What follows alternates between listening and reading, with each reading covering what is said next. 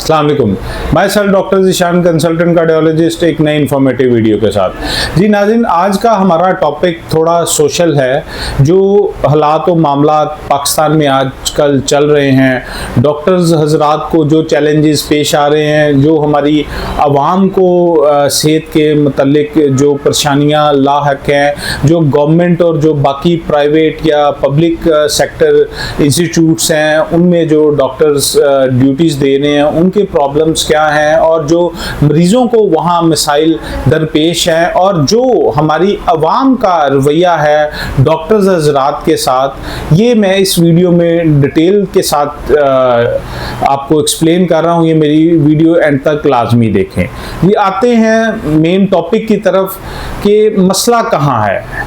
मसला हमारा एक सोशल बहुत ज़्यादा पैदा हो चुका है कि हमारे ज़हनों में डॉक्टर्स के ख़िलाफ़ एक प्रोपेगेंडा भर दिया गया है कि डॉक्टर्स कसाई हैं, डॉक्टर्स बुरा काम कर रहे हैं, डॉक्टर्स ड्यूटी नहीं दे रहे। उसकी वजह से क्या हो रहा है कि हर टाइम मरीज़ और लवाहकीन कोशिश करते हैं कि डॉक्टर का गिरेबान पकड़ा जाए, डॉक्टर को मुर्द इल्ज़ाम ठहराया जाए, जो कि बहुत गलत है। पिछले दिनों जो चिन्योट में वाक़या आया, एक डॉक्टर एजाज साहब थे कि उन्होंने एक मरीज़ा का जो एक रेगुलर एग्जामिनेशन था वो नॉर्मल उन्होंने किया, वो अपनी मेडिकल प्रैक्टिस के असूलों के अंदर रह कि जो उन्होंने वो काम किया, लेकिन अवाम ने और वाहिकीन ने उन पे एक झूठा इल्ज़ाम हरासमेंट का लगा दिया, तो जो कि बहुत काबिल अफसोस है। अगर इस तरह के इल्ज़ामात और इस तरह के रवैये आप डॉक्टर्स के ख़िलाफ़ रखेंगे तो इन फ्यूचर यकीन माने डॉक्टर्स आपका इलाज करना छोड़ देंगे। पहले भी बहुत से डॉक्टर्स हॉस्पिटल्स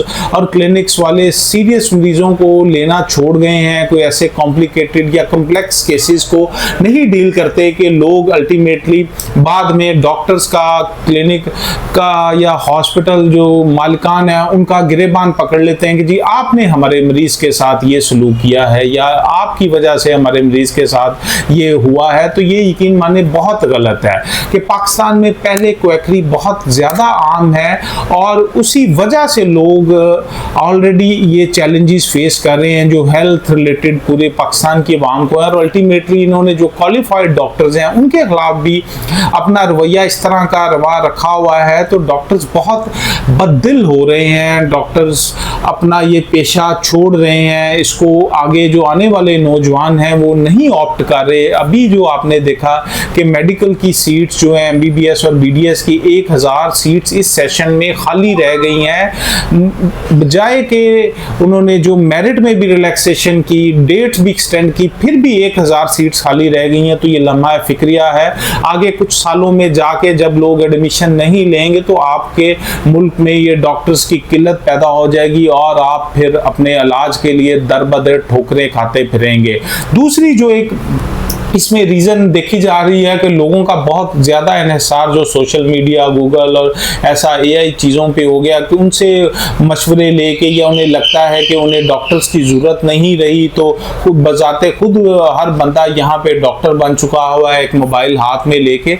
तो उसकी वजह से भी लोगों का रवैया बहुत ज़्यादा डॉक्टर्स के ख़िलाफ़ हो चुका है। जो एक बंदा मोबाइल पकड़ता है वो सोशल मीडिया पर डॉक्टर्स के ख़िलाफ़ पोस्ट लगा देता है। एक और जो आपने देखा होगा कि एक लड़की ने बिला वजह एक इंतहाई घटिया इल्ज़ाम के डॉक्टर्स रात को गुलछड़े उड़ाते हैं अस्पतालों में, और ऐसा अगर आप इस तरह की बेबुनियाद और मनगढ़ंत चीज़ें करेंगे तो लोगों का डॉक्टरी के शोबे पे एतबार उठ जाएगा। तो मेरी ये ऐसे सो कॉल्ड सोशल मीडिया जो इन्फ्लुएंसर्स हैं, यूट्यूबर्स हैं, उनसे भी दरखास्त है, सब सिर्फ अपने व्यूज़ के चक्करों में आप इस नोबल प्रोफेशन को गंदा मत करें।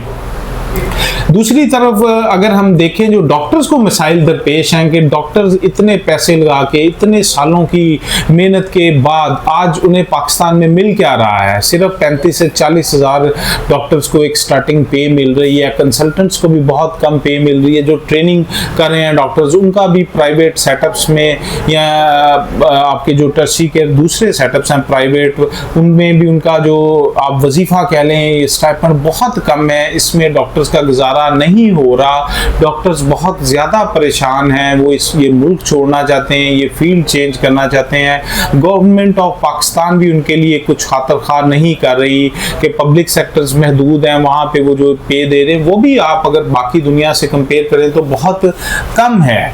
तो लिहाजा ये चैलेंजेस हैं जो डॉक्टर्स को दरपेश हैं। और लोगों जो डॉक्टर्स के भी आ जाता है कि जी प्राइवेट हॉस्पिटल्स वाले डॉक्टर्स को बहुत कम पे कर रहे हैं, तो वजह आपका पाकिस्तानी माशरा है, आपका पाकिस्तानी इकोनॉमिक स्टेट है कि आपका वो इतना ज़्यादा कोलैप्स हो चुका हुआ है। जो अस्पताल मालिकान है वो कहाँ से पे करें, क्योंकि आपके जो इस मुल्क में ना तो कॉर्पोरेट सेक्टर वेल डेवलप है, ना गवर्नमेंट की उस तरह फैसिलिटीज़ हैं, ना लोगों का जो एक अफराते ज़र है, शरह नमू है वो बहुत कम है, ग्रोथ बहुत कम है, जिसकी वजह से पेइंग कैपेसिटी बहुत कम है। लोग जब खर्च नहीं कर पाते तो वो इलाज के लिए किस तरह पे करेंगे, और जब वो पे नहीं करते तो उनका इलाज कैसे अप टू डेट हो सकता है। और सिमिलरली जो अस्पताल मालकन है वो डॉक्टर्स को किस तरह पे कर सकते हैं, जेब से तो कोई नहीं पे कर सकता। आजकल आपको पता लाखों में इलेक्ट्रिसिटी बिल आ जाता है, बाकी खर्चे अखराजात हैं, टैक्सीज हैं, ये सारी चीज़ें, महंगी मशीनरी है।